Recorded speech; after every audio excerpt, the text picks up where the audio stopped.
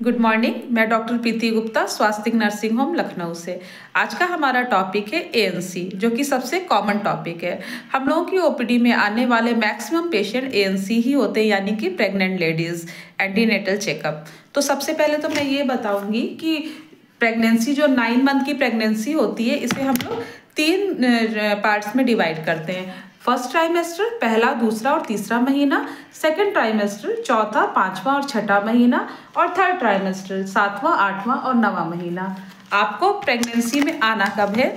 पहले तो अगर आप प्रेगनेंसी प्लान कर रहे हैं तो पहले ही अपने डॉक्टर से कंसल्ट करें। और अगर आपने नहीं कुछ ऐसी प्लानिंग करी है और पीरियड ड्यू होता है, आपको जिस डेट पे पीरियड आता है उस डेट पे नहीं आता है, तो सबसे पहले डॉक्टर से कंसल्ट करें या फिर घर पे ही अपना प्रेगनेंसी टेस्ट करें।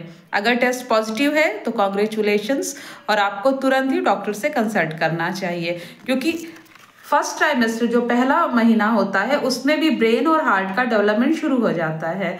इसलिए कई चीज़ें ऐसी होती हैं जो अगर आपके अंदर कमी है, जिसकी वजह से डेवलपमेंट में शुरुआत में भी दिक्कत आ सकती है, इसलिए डॉक्टर से जल्दी कंसल्ट करें। सेकेंड ट्राइमेस्टर और सेकेंड मंथ और तीसरा महीना, इसमें बच्चे के अंदर के इंटरनल ऑर्गन बन रहे होते हैं। शुरू के पहले, दूसरे और तीसरे महीने में शरीर के अंदर के बहुत सारे अंग जो होते हैं वो बनना शुरू हो जाते हैं और बनने लगते हैं। इस दौरान कोई भी तेज दवाइयाँ आप नहीं खा सकते हैं, क्योंकि इससे बच्चे के किसी अंग में भी खराबी आ सकती है, एबॉर्शन हो सकता है या और कोई भी समस्या हो सकती है। इसलिए मामूली बुखार जुकाम के लिए भी डॉक्टर से कंसल्ट करके ही मेडिसिन खानी है। शुरू के 3 महीने काफ़ी रेस्ट की ज़रूरत होती है।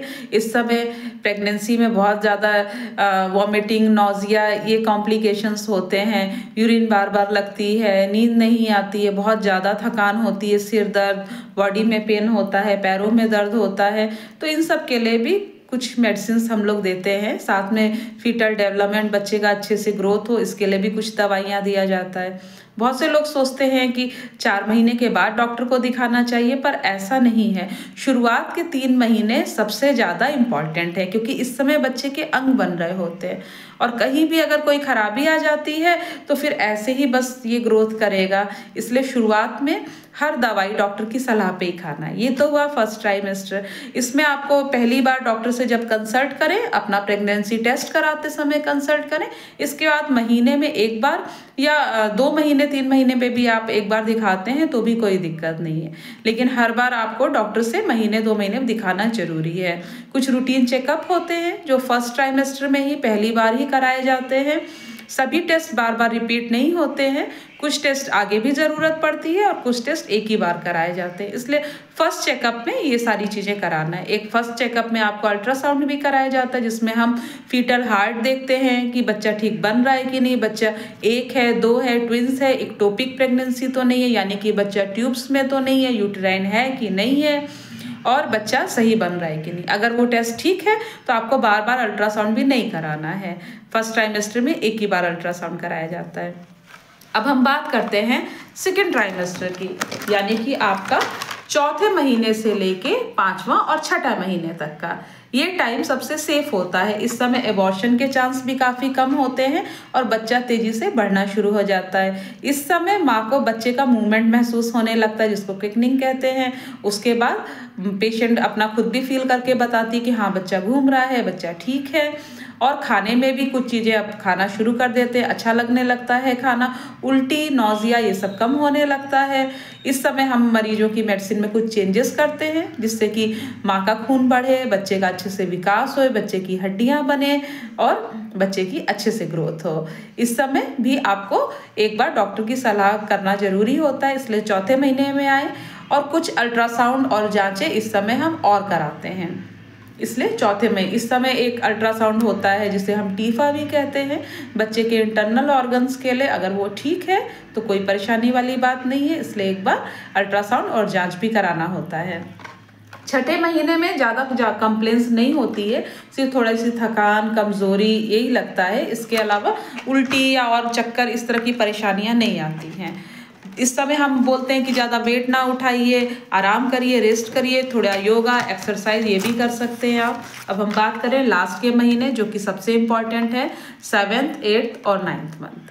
इस समय फिर से आपको रेस्ट की ज़रूरत होती है, क्योंकि इस समय अगर बहुत ज़्यादा आप हैवी वर्क करेंगे, बच्चे का वेट ज़्यादा होने लगता है, जिससे कि सर्विक्स समय से पहले डायलेट हो सकती है, पानी चलना, खून चलना, ऐसी दिक्कतें आ सकती हैं। तो बहुत हैवी वर्क नहीं करना है। खान पान में आप सब कुछ खाएं, जो आपको अच्छा लगे आप सब कुछ खाएं।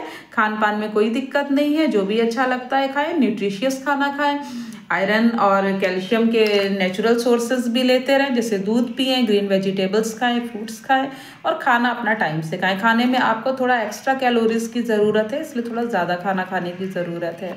इस समय बच्चे की ग्रोथ अच्छे से होती है, मैच्योरिटी आने लगती है, फेफड़े बच्चे के मजबूत हो जाते हैं, बच्चा सब कुछ महसूस करता है, सुनता है, देखता है, बाल बच्चे के डेवलप हो जाते हैं और इसके साथ साथ बच्चे का वेट बहुत तेजी से गेन होता है। इसलिए इस समय प्रोटीन रिच खाना खाना जरूरी होता है, रेस्ट करना जरूरी होता है।